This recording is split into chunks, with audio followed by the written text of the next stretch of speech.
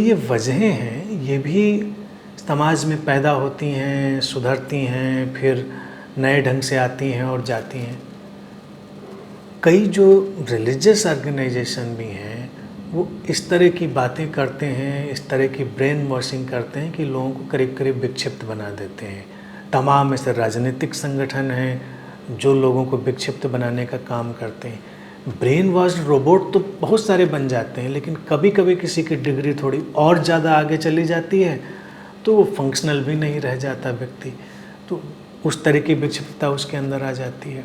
अभी कुछ वक्त हुए मेरे पास एक युवक आया था और पढ़ने लिखने में बहुत अच्छा था, टॉपर था आईआईटी में और बहुत अच्छी कहीं जॉब भी कर रहा था।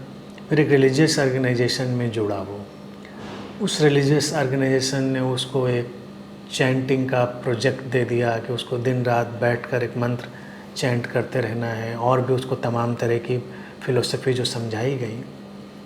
अब वो युवक संवेदनशील रहा होगा, उन सारी बातों को नहीं ले पाया होगा ठीक से, वो विक्षिप्त हो गया। तो उसे घर वाले लेकर मेरे पास आए उसको, कि अच्छा भला लड़का था, देखने में भी सुंदर, लेकिन उसका मानसिक संतुलन जाता रहा, क्योंकि उसके ऊपर इतना दबाव पड़ गया मन के ऊपर, एक खास व्यवस्था, एक खास ढांचे का, जिसको वो बर्दाश्त नहीं कर पाया। यहाँ पर हम कहें क्या वो युवक किसी अलग दुनिया में गया? नहीं, वो सामान्य था और उस ब्रेन वॉशिंग से, उस रोबोटिक कल्चर से अपना एडजस्टमेंट नहीं बिठा पाया, तो वो फंक्शनल नहीं रह गया, अपने काम भी ठीक से नहीं कर पा रहा था, तो लोगों को लगा कि ये विक्षिप्त हो गया है। लेकिन तमाम राजनीतिक, धार्मिक, सामाजिक, पारिवारिक जगहों पर तुम अगर जाकर देखो, तमाम ऐसे ब्रेन वॉश्ड रोबोट काम कर रहे हैं जो हैं तो करीब करीब विक्षिप्त थी, लेकिन अभी इतने नहीं हुए हैं कि पूरी तरह से वो काम ही न कर पाएँ, दिखे ना। तो इनको विक्षिप्त बनाने में व्यवस्था ने काम किया है, कुछ खास किस्म के विचारों ने काम किया है, एक सिस्टम है जो उनके ऊपर हावी हो गया है। तो जब समाज में बदलाव आएगा और हम ऐसे सिस्टम हटा पाएंगे तो विक्षिप्तता की दर कम हो जाएगी, लोग उस तरह से विक्षिप्त नहीं दिखाई देंगे। विपरीत ध्रुव तब भी रहेंगे, लेकिन विपरीतता तब कोई नया रूप ले लेगी। विपरीतता का मतलब ये नहीं कि एक ही किस्म की विपरीतता हमेशा रहेगी। विपरीतता के डायमेंशन बदलेंगे, उनके आयाम बदलेंगे। अब जैसे अगर हम बुद्ध की बात देखें तो हमारे समाज में वो भी इतनी अनोखी घटना क्यों होनी चाहिए? हमारे समाज में तो वो घटना भी बड़ी अनोखी होती है। एक व्यक्ति बहुत बड़ा संत हो गया, एक व्यक्ति अवेकंड हो गया, बुद्ध हो गया।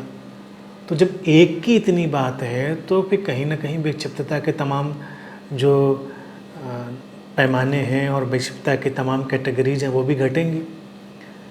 समाज तो वो स्वस्थ होगा जब बुद्ध होना सामान्य घटना हो, ना कोई हो पाए तब इसको असामान्य माना जाए कि भाई इसके साथ ऐसा क्या है कि ये स्वस्थ नहीं है।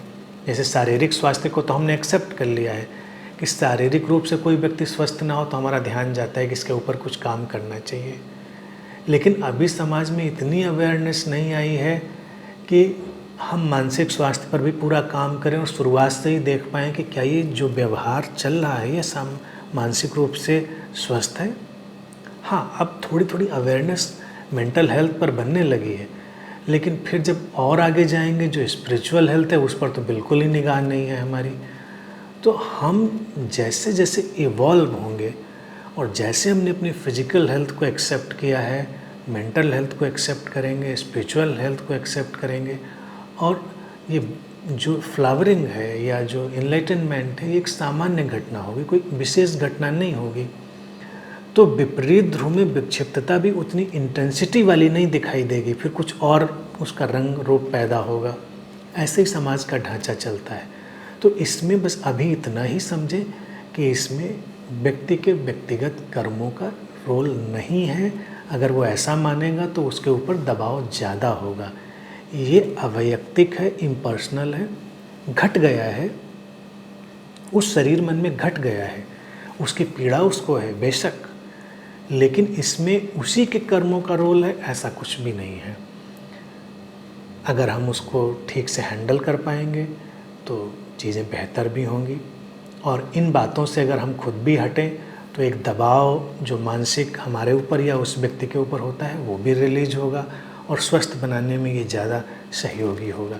तो इन जो भी प्रश्न में बातें थीं दो, उनको बिल्कुल क्लियर समझें। बाहरी प्रभाव यानी कि कोई जादू टोना तंत्र मंत्र बिल्कुल नहीं, होता ही नहीं, ऐसा हो ही नहीं सकता। व्यक्तिगत कर्म बिल्कुल नहीं प्रभावित करते। घटना है, अकारण है, बस है, उसको वैसा स्वीकार करें और जो कर सकते हैं उसके लिए वो करें। जो तुमसे संभव बन पड़ सकता है, अपने समझ, क्षमता और ज्ञान विज्ञान संसाधन जो उपलब्ध हैं स्वस्थ बनाने के लिए, उनके हिसाब से काम करें।